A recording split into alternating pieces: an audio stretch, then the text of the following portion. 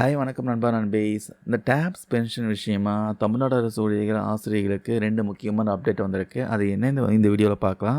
முதல்ல அந்த மகிழ்ச்சியான செய்தியை பார்த்தரலாம். முதலமைச்சர் மு.க.ஸ்டாலின் அவர்களுக்கு வர பிப்ரவரி 8ஆம் தேதி சென்னை நந்தனம் YMCA மைதானத்தில் பிரம்மாண்டமான ஒரு பாராட்டு விழா நடத்த போகிறதா ஜாக்டோ அமைப்பு அறிவிச்சிருக்காங்க.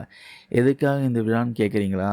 முதலமைச்சர் அவர்கள் ஒரு முக்கியமான அறிவிப்பு வெளியிட்டார். அதாவது கவர்மெண்ட் எம்ப்ளாயீஸோடைய 22 கால கோரிக்கையை நிறைவேற்றும் விதமாக தமிழ்நாடு உறுதியளிக்கப்பட்ட ஓய்வூதிய திட்டம், தமிழ்நாடு அஷ்யூர்டு பென்ஷன் ஸ்கீம் அமல்படுத்தப்படும் சொன்னாங்க. அதுக்கான அரசாணையை வெளியிட்டாங்க. அவரை பாராட்டியாக அவனோடதுக்காக இந்த விழா பார்த்தீங்கன்னா கொண்டாட ஏற்பாடு பண்ணியிருக்காங்க. இது வந்து பிப்ரவரி 8ஆம் தேதி நடக்க போகுது. அதுக்கப்புறம் இன்னொரு முக்கியமான விஷயம், இன்னைக்கு சட்டசபை கூடியிருக்கு. ஆளுநர் பார்த்தீங்கன்னா பேசியிருக்காரு. அவர் என்ன பேசியிருந்தாருன்னா, கடந்த 22 வருஷமாக கவர்மெண்ட் எம்ப்ளாயிஸ் வச்சுட்டு இருந்த அந்த கோரிக்கையை நிறைவேற்றும் வகையில் தமிழ்நாடு அரசு உறுதியளிக்கப்பட்ட ஓய்வூதிய திட்டம், அதாவது தமிழ்நாடு அஷ்யூர்டு பென்ஷன் ஸ்கீம் அப்படிங்கிற ஒரு புதிய திட்டத்தை அரசு இதழில் வெளியிட்டிருக்காங்க. இந்த டேப்ஸ் திட்டத்தோட ஹைலைட்டே என்னென்னா, ஓய்வு பெறும்போது நீங்கள் வாங்கின கடைசி மாத சம்பளத்தில் லாஸ்ட் டே அண்ட் சேலரியில் கரெக்டாக 50% பார்த்தீங்கன்னா உங்களுக்கு பென்ஷனாக கிடைக்கும். குடும்ப ஓய்வூதியம் ஒரு வேளை ஓய்வூதியம் இறக்க நேரிட்டால் தகுதி வாய்ந்த குடும்ப உறுப்பினர்களுக்கு அந்த பென்ஷனில் 60% பார்த்தீங்கன்னா குடும்ப ஓய்வூதியமாக கிடைக்கும். டிஆர்எஸ் அலவன்ஸ் கண்டிப்பாக இருக்குது. சர்வீஸில் இருக்கிறவங்களுக்கு டிஆர்எஸ் அலவன்ஸ் கண்டிப்பாக இருக்குதுன்னு சொல்லியிருக்காங்க. அதே மாதிரி ஓய்வூதியதாரர்களுக்கும் ஆண்டுதோறும் அகவலிப்படை உயர்வு வழங்கப்படும் சொல்லியிருக்காங்க. கிராஜுவேட்டி இதில் அதிகபட்சமாக 25 lakhs வரைக்கும் இருக்குதுன்னு சொல்லியிருக்காங்க. மொத்தத்தில் ஓல்டு பென்ஷன் ஸ்கீம்க்கு இணையாக இந்த திட்டம் பார்த்தீங்கன்னா இருக்கும்ன்ட்டு ஆளுநர் உரையில் தெளிவாக சொல்லியிருக்காங்களாம்.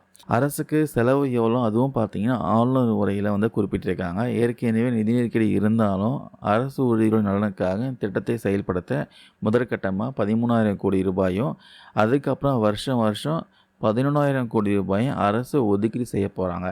இதற்கான அரசாணை வெளியிட்டதை நம்ம கவர்னர் பார்த்தீங்கன்னா மனதார பாராட்டியிருக்காரு. அது மட்டும் இல்லாமல் சிறப்பு காலமுறை ஊதியத்தில் வேலை பார்க்குற ஊழியர்களோட ஓய்வூதிய கோரிக்கைகளையும் அரசு பரிசீலனை பண்ணிட்டு வராங்க. அதுக்கான அறிவிப்பும் கூடிய சீக்கிரம் வரும்னு சொல்லியிருக்காங்க.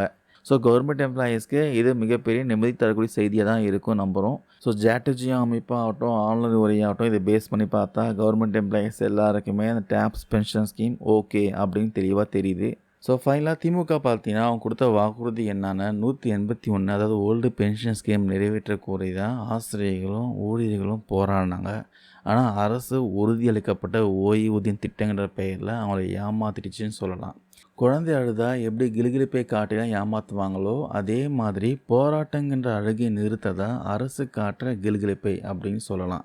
தேர்தல் வாக்குறுதியை நம்பி ஏமாறாதீங்க. 2026 தேர்தலாவது ஆக்கப்பூர்வமான திட்டங்களை முன்னிறுத்துவதற்கு ஓட்டு போடுங்க. ஸோ ஓல்டு பென்ஷன் ஸ்கீம் வேணும்னு தான் ஊழியர்களோட நெடுநாள் கோரிக்கை. அதில் பிடித்தம் இருக்காது. ஆனால் இப்போ அறிவிச்சிருக்க டேப்ஸ் திட்டத்தில் பார்த்தீங்கன்னா ஊழியர்கள் பங்களிப்பு இருக்கும். இருந்தாலும் ஜாக்டோ தலைவர்கள்லாம் இந்த டேப்ஸ் பென்ஷன் ஸ்கீம் வந்து ஓல்டு பென்ஷன் ஸ்கீமுக்கு நிகரானதுன்னு ஏற்றுக்கிட்டு முதலமைச்சருக்கு பாராட்டு விழா நடத்த முடிவு பண்ணியிருக்காங்க. அதே சமயம் சிறப்பு காலமுறை ஊதியத்தில் வேலை பண்ணுற சத்துணவு அங்கன்வாடி ஊழியர்களுக்கும் சீக்கிரமாகவே நல்ல அறிவிப்பு வரும்ன்ட்டு முதலமைச்சர் சொல்லியிருக்காரு. ஸோ வெயிட் பண்ணி பார்க்கலாம். இது விஷயமா உங்களுக்கு கருத்துக்கள் ஏதாவது இருந்தால் கமெண்ட்ஸில் சொல்லுங்கள். தேங்க்யூ நண்பா நண்பீஸ்.